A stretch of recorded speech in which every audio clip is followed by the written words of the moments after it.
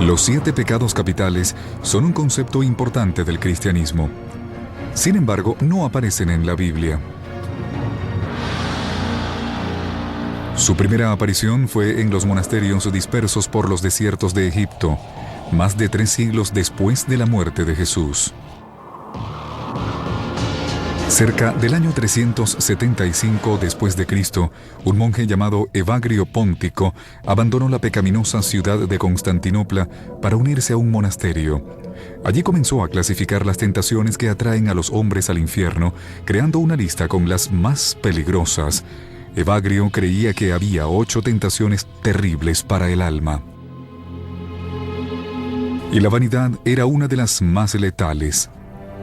Evagrio advirtió que la vanidad corrompía todo lo que tocaba. La llamó un tumor del alma, lleno de pus, que al alcanzar la madurez se descompone, creando un desagradable desastre.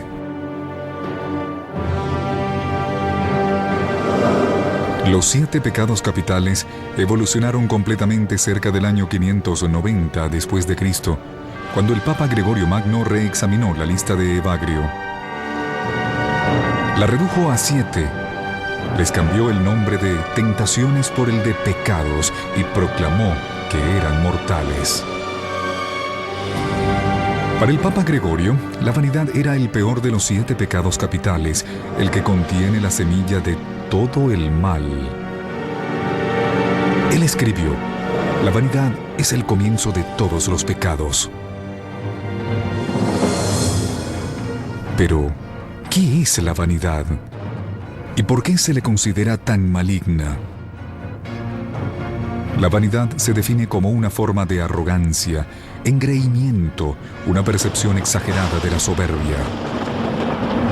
De acuerdo a los teólogos, la vanidad hace que las personas sientan que no necesitan a Dios. Todos los vicios trabajan juntos bajo el mando de un vicio maestro, y el mayor de todos es la vanidad.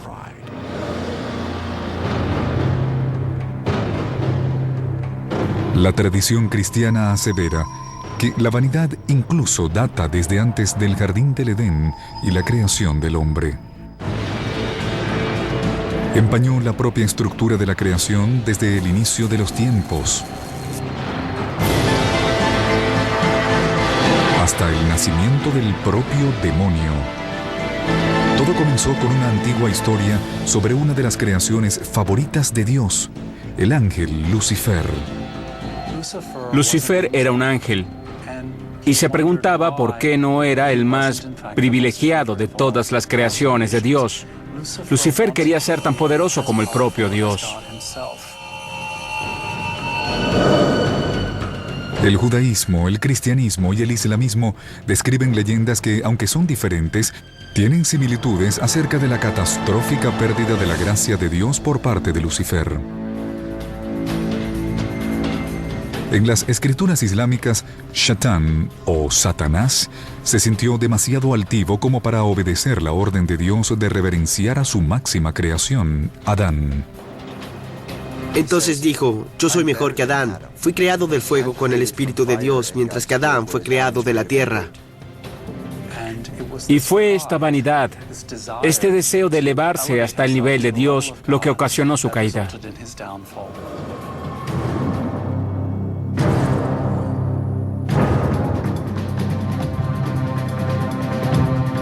Motivado por su vanidad, el desafiante Satanás dirigió una sublevación contra Dios. Los ejércitos de ángeles batallaron en una pavorosa guerra celestial. Hasta que al final Satanás y sus subordinados fueron derrotados y confinados al foso del infierno.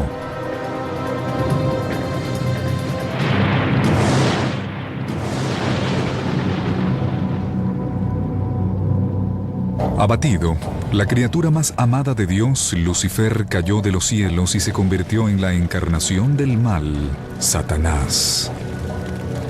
Esta es una de las historias religiosas más poderosas. No obstante, no está en la Biblia. La caída de Satanás se presenta en antiguas leyendas que fueron recopiladas entre la creación del Antiguo y el Nuevo Testamento. A pesar de no estar en la Biblia, La historia es una poderosa parábola sobre la destrucción ocasionada por la vanidad. Los ángeles no caen por lujuria, codicia o tristeza. Lo hacen por la vanidad. Es lo único que los puede separar eficientemente de la gracia de Dios. En este aspecto compartimos una condición similar con los ángeles caídos porque son los otros únicos desterrados por Dios. La rebelión de Satanás continuó con su promesa de envenenar la máxima creación de Dios, el hombre. Satanás abandonó su trono infernal para seducir a los nuevos habitantes de la tierra, Adán y Eva. La misma vanidad que ocasionó la ruina de Satanás lo beneficiaría en su nueva campaña.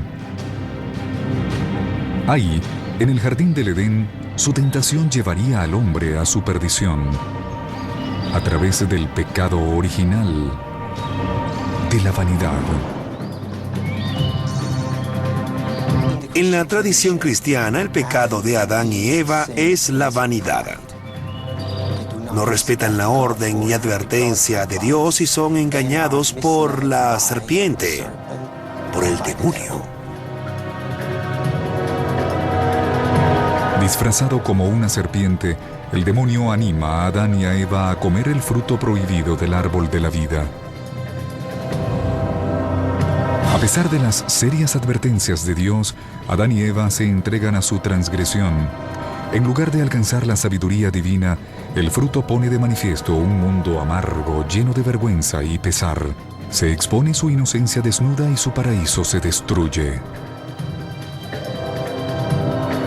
Satanás no trajo el pecado al mundo, simplemente trajo la tentación que lo expandió. No pudo ser represado. Es el máximo cáncer que hace metástasis en todos los aspectos de la vida. El trabajo de Satanás continúa. Mucho después de su guerra en los cielos y el destierro del Edén, intentó manipular al hombre a su voluntad. La Biblia sugiere que Dios creó al hombre con libre albedrío. Los pensadores religiosos dicen que el poder del libre albedrío de la humanidad la puede guiar tanto al bien como al mal. La lucha por ser bueno en este mundo es eso, una lucha. No se termina. No cambia porque de repente uno puede expulsar a Satanás y hacer que alguien abandone la oscuridad y vuelva a la luz. La interacción entre los humanos y Satanás, sin importar si es real o alegórica, se trata de resistir las tentaciones.